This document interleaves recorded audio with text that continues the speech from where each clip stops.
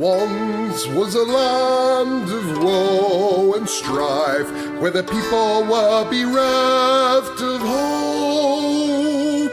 They prayed to their gods of might and light to deliver the heroes of old.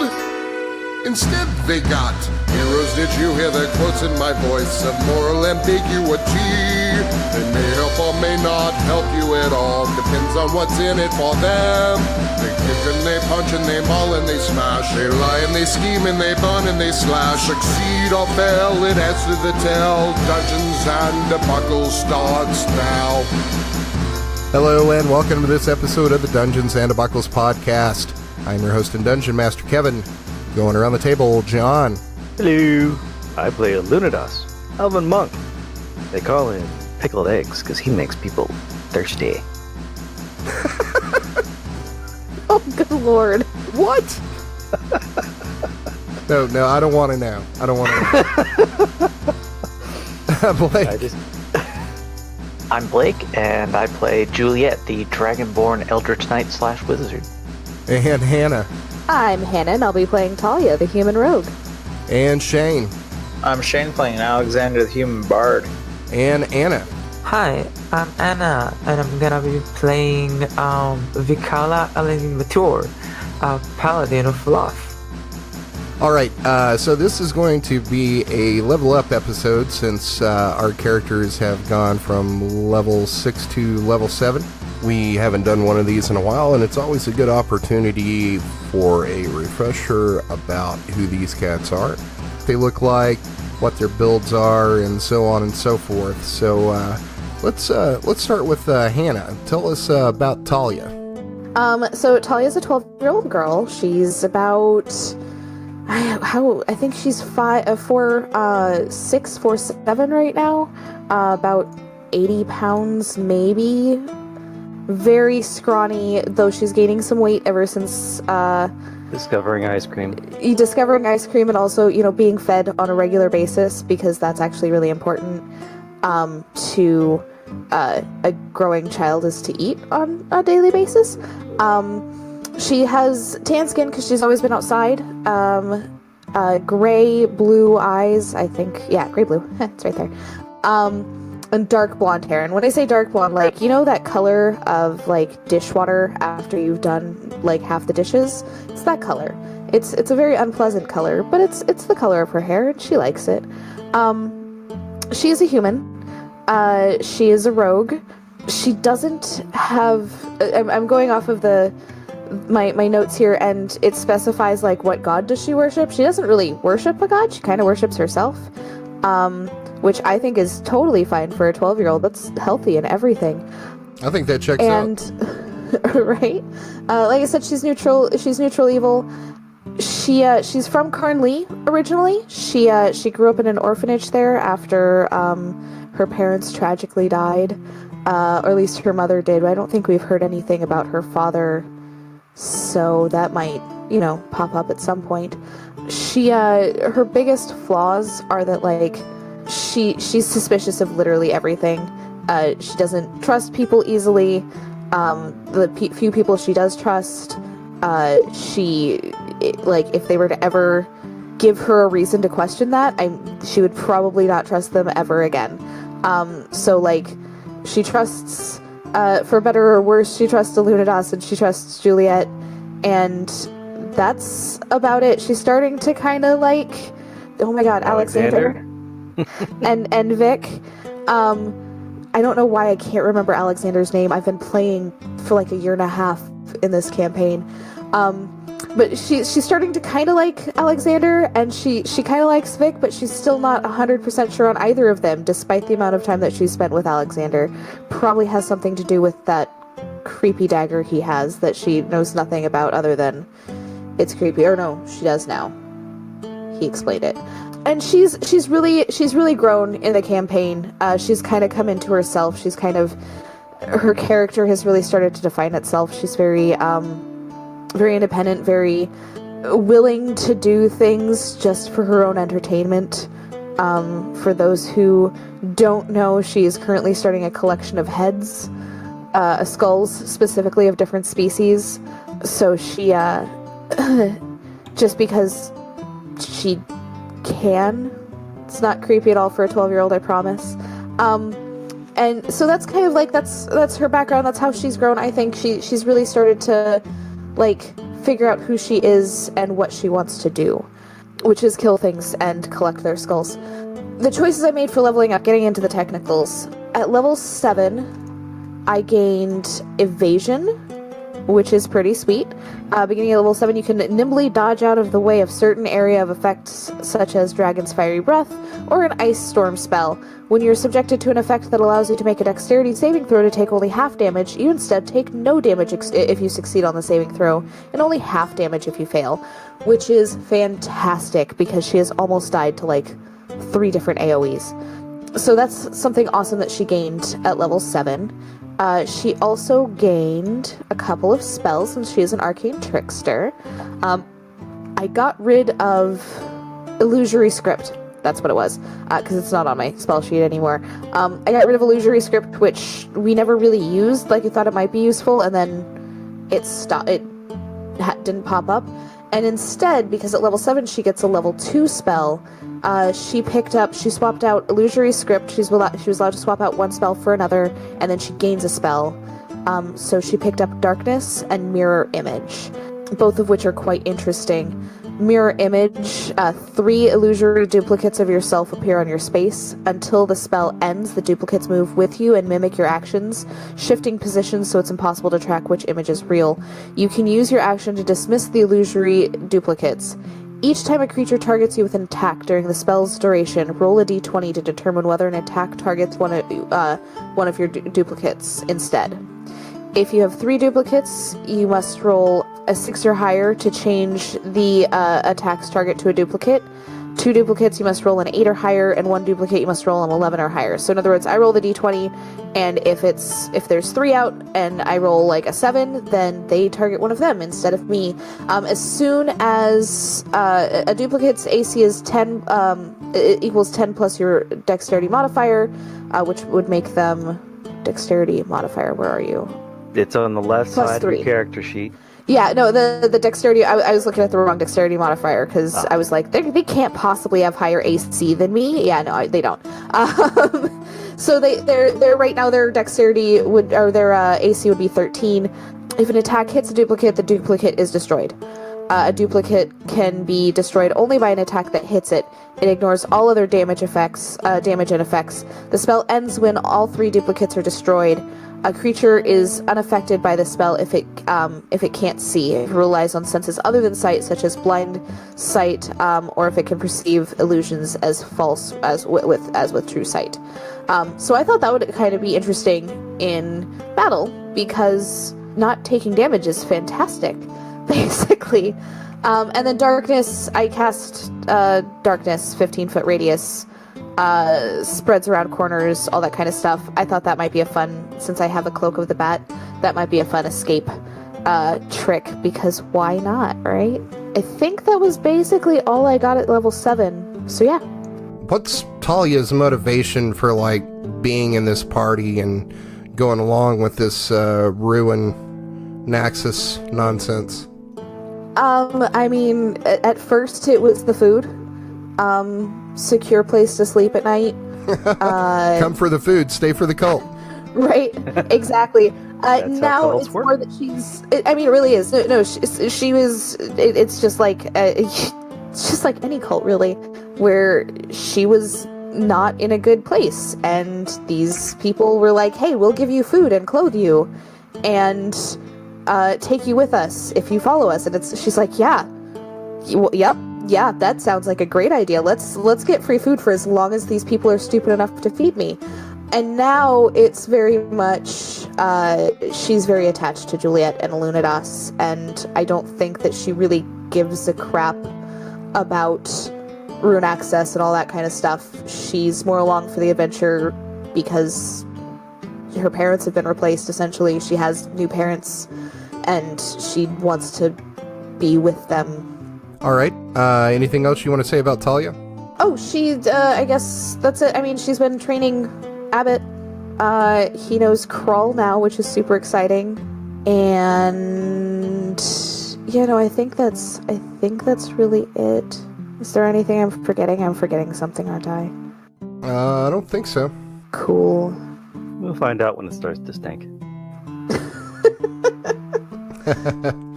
All right, so John, tell us about Alunodas. All right, Alunodas, now level 7, which means he's now up to 63 hit points and 7 chi points per short rest. His slow fall now prevents up to 35 points of falling damage, means he really has nothing to fear up to 60 feet of falling. Wholeness of body now heals up to 21 points per long rest. And his deflect missiles is D10 plus 11 damage prevented, which means he has nothing to fear from any normal missile once per round. As for new stuff, he got, like Talia, evasion. So success means no damage, failure means half damage on anything where a dex save allows for half damage. And he got stillness of mind. Means he can use an action to end one effect that would cause charm or frightened effects. And he just does it. It's an action. But yeah, he just does that and he's no longer charmed or frightened. That's super handy. Oh yeah. And I believe that is... I've been looking into all of his stuff, just trying to make sure everything is up to date. And yeah, that is everything he has that is new. And yeah, that is it for Alunodas. No new punchy stuff, no new movement stuff, no new other stuff like that. Gotcha. Tell us a little bit about Alunodas, like his race and class, alignment, description. Well, he is a wood elf. He is petite, nutty brown skin, auburn hair. Well, actually, naturally auburn, now it's dyed poorly black, although that might have washed out when we went through the water to come into the Fae. I don't know how that works. Anyway, he's a monk. He wears, green robes embroidered with, gold. Personality-wise, he is bad with people. Doesn't understand things that people do. People are weird and stupid, confusing. He doesn't like them very much. He grew up... Are you talking about Alunodas or you? Yes. All right. He grew up in a monastic compound out in the wilderness, which doesn't necessarily explain why he's bad at people. He's just bad at people.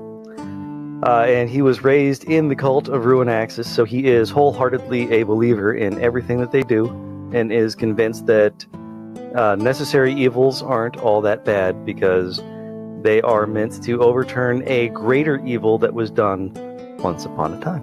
All right. So what's your overall motivation here? Like I just said, he was raised in the cult of Ruinaxis. This is his life's work. Even if everyone else, were big jerks and betrayed everything, he would keep on going and try to kill them because they know too much. Like that conversation that you had with Juliet. I mean, he'd probably try to get help because he knows that it would be difficult to kill Talia. But, yeah. So, how's your character grown since you started this campaign? Has he changed at all? Oh, yeah. In terms of me trying to roleplay him, yes. And also just in terms of things that he has, he now has friends. He now has friend in Talia. And acquaintances. And a cart and a horse named Buttercup. And he has learned a little bit about how the world works, which has served mostly to confirm his belief that the world is evil and needs to be changed. Talk a little bit about your relationship with the rest of the party, like Talia. Well, we found this little thief, and it turns out that she's an absolute sweetheart. And now she is like a little sister / daughter for Luno. And that is awesome. And he now gets to help raise her along with Juliet. Although Juliet is like super weird, he doesn't get her philosophy on parenting. She apparently doesn't like it when Talia murders people, which, I mean, that's what? I don't... She's an independent young woman. Stop Talia doesn't stifling her, understand it Juliet. either. Talia's finding her own truth. She has hobbies. It's good. By the by, I noticed you haven't put any of your skulls in the inventory, so we don't know what skulls you have. I'm still listening through episodes and categorizing them. I know I have a nymph skull, a tabaxi skull, and that's all I've been able to listen through so far. So I got you a That's coming. Dragonborn one, by the way. oh yeah, and Vic got me a Dragonborn skull. I'll add that to the inventory. Wasn't Yeah, that's the not concerning at all. wasn't the tabaxi, the pinch, the first skull you got? I think it was. It was, yeah. I was very excited. Merry Christmas to you. Indeed. Alexander, of course, is completely untrustworthy and will be the first to die in the event that anything goes wrong. Because he'll be the weakest and easiest to kill. Because he's all about supporting other people. Get him by himself, boom. Also, he has that dagger, which makes him extra untrustworthy. So, watching you. As for Vic, she serves Lolth. Lolth is helping ruin Axis, so that's cool. I mean, she's a meat eater, which less cool, but we'll see. We'll see. Maybe we can get her to a healthier vegetarian diet. I doubt that. All right, anything else you want to say about Alunodas? I think that covers everything. And what's your alignment? I think neutral evil. Although possibly, by typical definitions, he might be lawful good because he's serving the greater good. But yeah, neutral evil is what it's on his character sheet. Anna, let's talk about Vic'ala. I was actually hoping to do this in RP, as if having someone talk to me near a campfire. We can do that. Just talk a little bit about her being a drow and like what you can do and what your motivations are and what your class features are. I mean, the non-juicy part is that she's drow. There's a juicy part? There's a juicy part. She's a drow. She's a bit taller for an average drow, a bit of a bigger build, more athletic. She's technically lawful evil because she does follow rules in the name of Lolth and the Drow society. She is a paladin, technically a reskinned paladin of conquest, and she is able to smite people. She can sense creatures of sort. She can summon her adorable warg mount. She builds a really big sword and overall a pretty not average drow paladin. All right, talk about what you can do as a paladin of conquest. Well, as a paladin of conquest, I have a specific aura via my channel divinity ability that gives me the ability to fear certain enemies while I'm in combat, and also make different auras to protect allies around me when they have trouble. Technically, you have the ability to strike fear into enemies. Yep. The ability to fear presence. enemies would be... Yeah, I mean, it's like flavorly. Like the juicy part is you walk in, you look menacing, you make them fear like who you are. In game, it's like a 30 feet aura. Like when they get close to you, they realize, oh shit, that's a drow. They smell bad. Oh, I'm fearful. Yeah, but that's who she is. A paladin of conquest, a drow. She was born and raised in a monastery of a sort, or like temple, I guess is a more correct term for worshippers of Lolth. She was sent on a mission to help the party, that is, achieve certain goals, to serve Run Access and Lolth on the way. I'm not sure where to save for the RP and where to save. Do not give too many details, Well, you could talk a little bit about like the Drow society that you came from. You also, you could tell us, like, your physical description, like what you look like? Yeah, she is taller Drow with white hair, very light blue, almost white eyes that tend to slightly glow in the dark. When she is very angry, they turn red, like other Drows. She is very pretty because of the whole Drow society, which I was talking about earlier. They have this thing of like selective breeding, you know. They only breed with the prettiest and the smartest and the strongest, and they have this like innate narcissism, I guess, in them. They're a bit racist. Anyone else is like, it's gonna be horrible to say, but I am Jewish, so I'm gonna say it. They're a bit like Nazis, I guess. They hate everybody that's not them. That checks out. And even them, they actually also hate themselves. So, what kind of spells do you have? I have the wonderful staple spell, Divine Smite, which is, after playing Sorcerer before in other classes, I realized how absurdly OP that spell can be. I have Find Steed, which helps me summon my warg. I have Shield of Faith, which I can help other people improve their AC or mine. Usually it's to save Alunodas' ass from danger, because he likes to jump in, I noticed. I have a bunch of different spells that are more oriented along supporting or CC, like helping me tank different things. Like, there's a lot of Paladin spells, so I always kind of change them when we rest. But usually the ones I keep using a lot is Bless, Shield of Faith.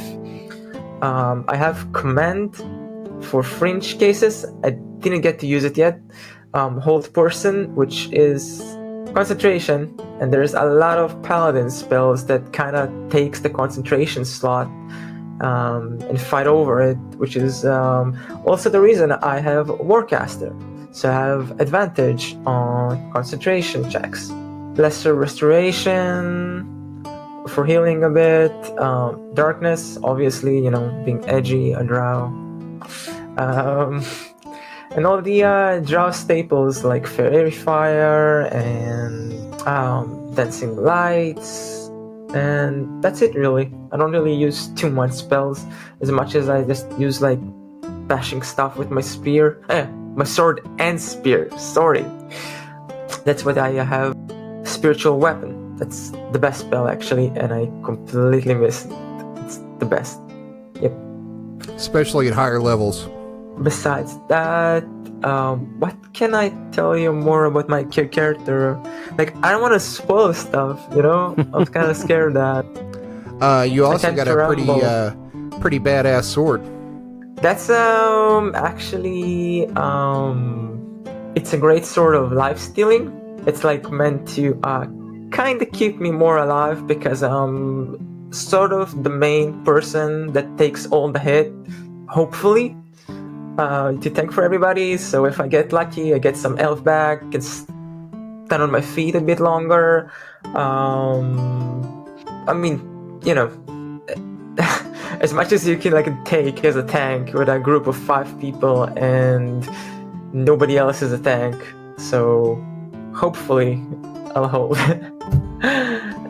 I do have an Amulet of Health for that too, increase my constitution, Ring of Mind Shielding, which I hope Kevin forgets about, so I can like have leverage on him when he does something crazy. Yep, that's it really. Did you talk about like your personality traits, like your attributes and flaws? Well, she's a Drow. Yeah, I guess it's a Drow. I don't care for anybody else. I just think I'm the best. Any other race is inferior. Any other religion is an insult to me. The only reason I even like acknowledge Renax's existence because Lolth does. Like, I'd betray Renax in a heartbeat if Lolth said so. I kinda protect my temple that was growing, but then again, I'd like betray my own mom. Like, I don't care. I'd sell her if I could to get in better gear. Definitely suspicious and hateful of anybody I know. I do have a soft spot for specific like creatures that are of even lower intelligence than like other humanoids, like dogs, cats, not bunnies, like horses though. But it's the same way like when you see a dog wearing a sweater and he's like, oh, you think it's people, but it's the same way I act to anybody else that's not a drow. And even then, it's like, you know. Like, I don't acknowledge Dragonborns at all, by the way. I think they're lizards. She did want to eat Yes. Abbott at one point. I mean, can you blame her? I mean, you know. But Abbott's adorable. Cute enough to eat is like an expression. I mean, if you think about it like this, she was traveling for quite a bit, and then she has like out of rations, and she's like, "Oh, cool, a walking sack of meat." She doesn't really care. I mean, she sees you too, like the same way, but the thing is, you can fight back. A dog barely, so you know. Nice. If you fight back, she has to fix her armor, fix her hair. You know, that's messy. Anything more I can tell about her without spoiling stuff? Okay. Yes, no, that's enough? That's enough. Okay.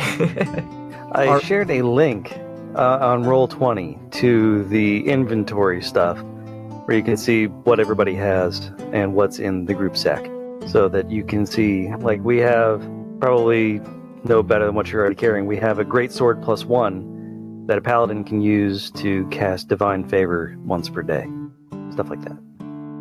Okay. Probably not as good as your great sword of life stealing, but I mean, I was kind of cheating on getting that, so I was given a choice. All right. but still, the links there, you can see what we have. So, Shane, let's talk about Alexander. Yep, I even have this handy dandy notepad app up with all the information they asked for. So my character is Alexander the Human Bard. He was an orphan from young. I'm pretty sure I'm using the word orphan wrong. It's just that his parents kind of abandoned him whenever they were being chased by debt collectors. And then afterwards, the debt collectors, since they couldn't find his parents, started to try and hound him for money. And so he started to run off and travel along the roads to not be caught by him. Pretty much following his parents' footsteps, I guess. And so he is, at the moment, evil. I believe he's evil neutral, I would say. I'm not exactly sure of the exact connotations between evil neutral and evil lawful. You sure he's not lawful good? Sounds like a lawful good kind of He's guy. definitely not lawful.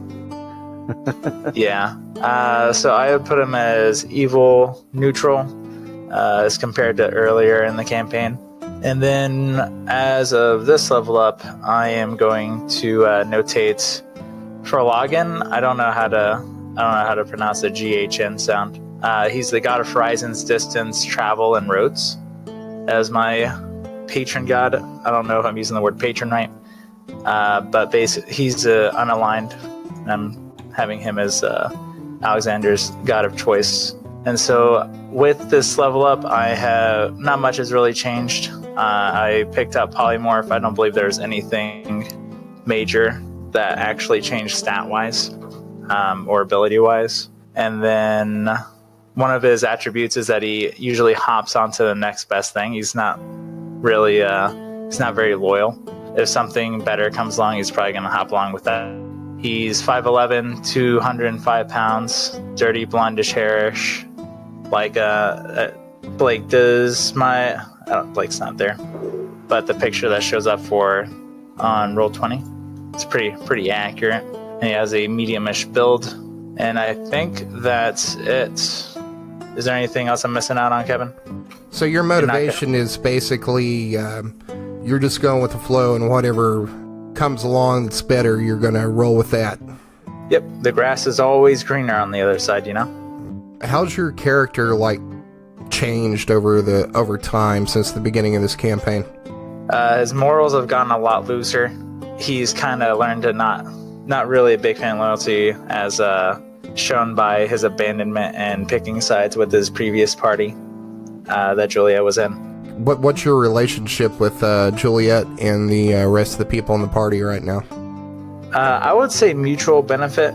We've all kind of been shoved into the role of gathering the pieces to bring back Ruin Axis, which has kind of put us into a common purpose kind of aspect. I don't think anybody... I think everybody knows that they can't really trust Alexander with stuff because he's the type of person to hop onto the next best thing, especially Juliet. With her experience, knows not to necessarily throw too much weight into my my loyalty. But yeah, I don't think Alexander really has strong opinions of like Talia or Alunodas, since they don't necessarily hinder him in any way. They're just there. Yep, just happy to be there. And talk a little bit about the dagger. Yeah, so the dagger's kind of interesting. I picked it up and the demon kind of made home into my body, and so I have to feed it every so often, and I usually find some unlucky assailants to feed to it so that it doesn't feed on me, and hopefully I'm able to at least get it off at some point. But right now you're just rolling with it. Yeah, I mean, I don't have anything better to do. It killed me once and I got back, so hopefully it doesn't kill me again. And Technically, I'm pretty sure it was that wizard that killed you. yeah, it was a fireball. Actually, that fireball just about got a lot of people. All right, anything else you want to say about Alexander? Nope, I think I'm good. Does anybody got any questions about Alexander? You said and put him on the spot? Like, I don't want to spoil myself, you know? I want to get to know him in RP. Okay. All right, so that leaves Blake. Blake, tell us about Juliet. Alright, so Juliet is a red Dragonborn. She's currently classed as a fighter/wizard. Her subclass for fighter is Eldritch Knight, and her subclass for wizard is Abjure, or Abjurationist, or whatever you want to call it. She follows Tiamat. She's lawful evil, although that is... I am certain that may change sometime soon, because she's been rather nice lately. And she's very tall. She's about 6'2" and large. I promised my friend Dylan that I would say that she is basically a snoo. What is a snoo? You guys know what snoo is, right? The idea behind a snoo is that no, you don't know what snoo is? Oh my god. I do. Okay, at least one person does. Yeah, it's Futurama reference. There's a race of Amazons who are these like large, huge women, and what's that? Fucking. Snoo is fucking. Yes. But the thing is, like, to say that someone is a snoo is that they are one of like these Amazon women. They are a large, just muscular person, tall. I promised my friend I would say that because he really likes that word. I don't know why, but He likes it because it's cool because nobody else knows what it is. I don't know. A lot of people seem to know. Yeah, I know. I Urban Dictionary'd it. Aren't you sorry you did? All right, so that's your description. Tell us, give us a little bit background on Juliet. So Juliet used to run in a street gang in her young youth, but then that kind of transformed into a town guard role that she was able to kind of sell out her gang and get into. For that, she goes and is a town guard like as a job, but really enjoyed the idea of magic and loved to learn. So she would go to the library every day and so on and so forth. And when the old party, was given the opportunity, task to go out and basically find out more about these savior artifacts and help and stuff, Juliet was very excited about that. Unfortunately, things didn't turn out quite the way Juliet had thought they were, and seeing a critical hit from Sesh was enough to make her not want to try and fight him and instead join him.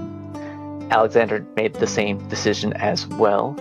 So she kind of got dragged into this, and it's kind of like a train that's headed for a crash and you can't get off of it. That's how Juliet feels right now with that. She's very curious about magic, which was great for the Isle of Insight. She actually loved that. She actually considered just kind of abandoning the whole thing and staying there as a student, but wasn't certain that would work out well at all. That's basically her background kind of thing. All right, and talk a little bit about, where are you from? Juliet is from Vic'ala. I don't know I guess I did not mention that. The very first place where the party started. And there's sort of something happening in Vic'ala right now that pertains to you. That is correct. Juliet's family, at least this is what has been said, has been imprisoned. There's like a whole crackdown on Red Talon and Red Talon related people. So right now Juliet's family, as far as she knows, is kind of jailed, and she's very, very concerned about that. She very much values family, and her family is very precious to her. Even though they maybe haven't been the nicest to her, she has kind of been the odd one out, since she's not aiming to make tons of coin, which is kind of what the family wants her to do. But there's still that huge concern. Juliet would love to go back to Vic'ala and see what's up, see how she can protect her family, but that doesn't look like it's in the cards anytime soon. All right, so that goes towards how your character's kind of grown during this campaign. You talked about that, how your character has changed since the very beginning. What's your relationships like with the rest of the characters? All right, so I'll go through the list. We'll go Alexander. So this is I kind of imagine this as like, you know, the talking head, like when you cut away from like Survivor and it's the one-on-one interviewer in your booth where you start shit talking the other characters, and you're just like on Pretty one much. finger going down through like this guy and this guy and this guy, counting on fingers. But go ahead, I'm sorry. Yeah, no. So Alexander was also a town guard, like Juliet. And No, he the wasn't. two... What's that? No, he was just sitting in the tavern, got recruited. Was he? Yeah, Who was it was the town Tibbet guard? who Was he that killed. Caleb? No. Oh, okay. Right. Then, You will never hear the end of that.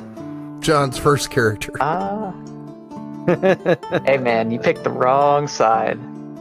For some reason I thought I picked the Alexander side was of this the town law. guard.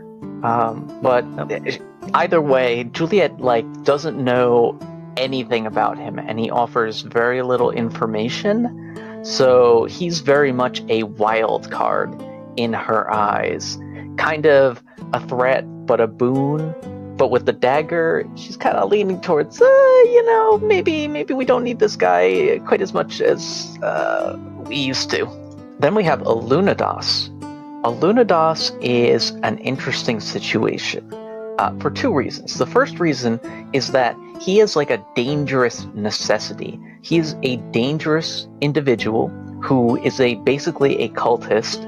I know you'll take offense to that, John, but it's true.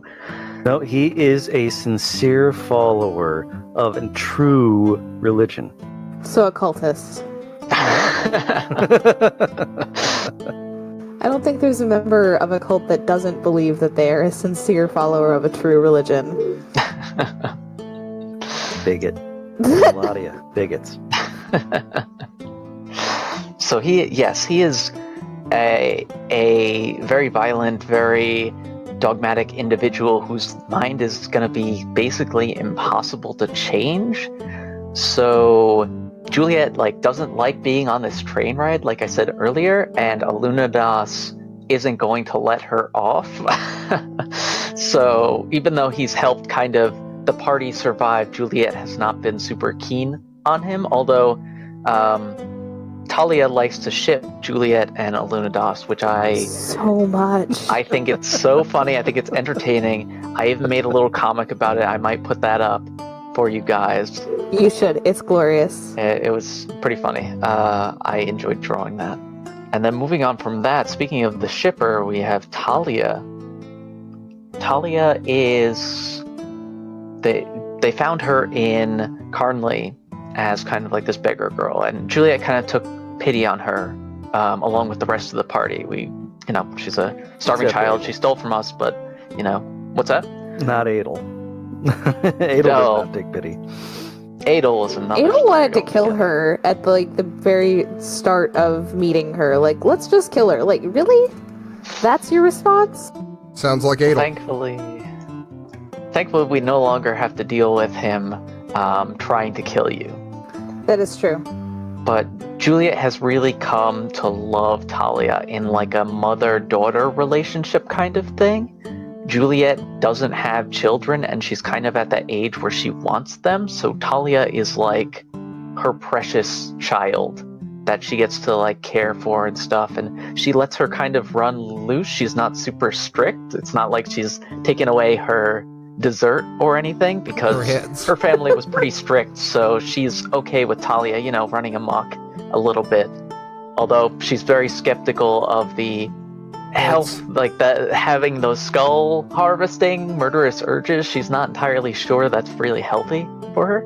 Does it need to be healthy? Why don't you want Talia to have fun? Jeez. Come on, Mom. And then the last party member is Vic'ala. And Vic'ala is an interesting thing, because even though she's basically a drow and there's a lot of person. I did not say thing. You said you made that up. You absolutely said thing. All right. Well, no, I said it's an interesting thing. So if you wanna make that even worse for me. Don't worry, I'm not gonna metagame you. So, Vic'ala is a drow, and she's very much an evil drow. That much is pretty obvious. But Juliet actually likes her a lot, because not only is she another female to kind of add to the whole thing, she's also very much a commanding presence with a lot of, like... Badonk-a-donk? Well, no, that was not what I was going to say, but if that's your canon, then I can't stop you, John. No, she has this, like, self-assurance and conviction that's really strong in an admirable way that doesn't seem like it's going to end up killing everybody like John's is, or Alunodas' is. Well, so she would betray you in a heartbeat.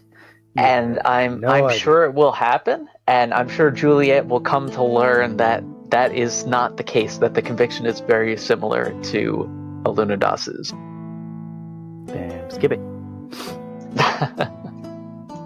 So yeah, that's where Juliet stands with the party. All right, and what did you get that was cool at your level? All right, so since I've multi-classed, I haven't had the chance to get an ability score increase until this level. And I used it to increase my strength and intelligence, which boosts both of them up by +1. I had odd scores in both of those. I was considering taking a feat, but I couldn't find any that were super useful, or at least super helpful in the same way. Just having that extra oomph was a lot better. I also got, because I took a level in Wizard, I got 2 3rd level spells.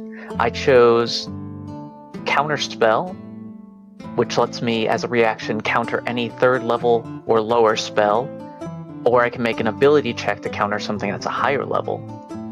And Thunderstep, which is like a teleport that leaves behind a loud boom and 3d10 lightning damage, or thunder damage? I think it's thunder damage.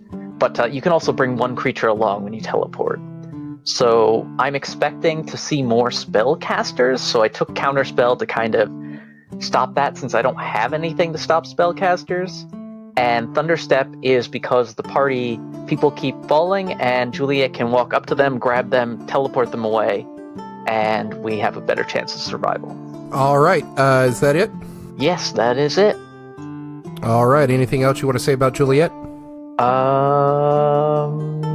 Not that I can think of. Okay.